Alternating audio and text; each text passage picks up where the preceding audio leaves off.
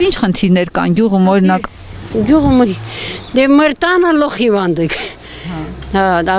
Օպերացիայից եկալ եմ սանիտարիա հաբուժում եմ,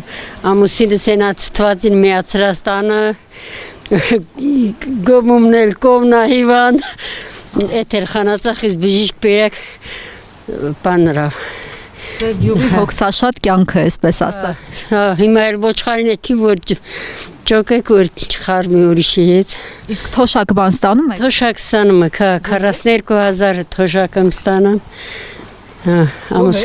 Կարող եմ ծերը ծերին հասցնել։ Դե հասցնում եք ի։ Ասմոս թողում ինգեց թելակը։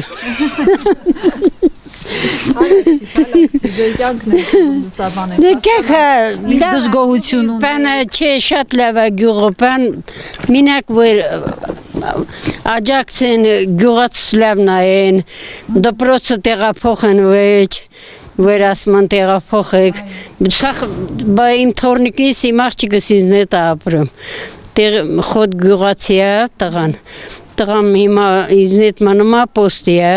խնացախի պոստումն է, բա որ կինացին մոք մինակ եք մնալու, ինչ ասեմ։ Դպրոցականներն էլ խնդիր ունեն, եթե դպրոցը փակեք։ Կոնեմ, բա շտեղ պիտի կյանվարձ մնան, որ ապրեն։ Բայց դե հենց գյուղը բան չանելի, ավելի կշատանան, շատ արդեն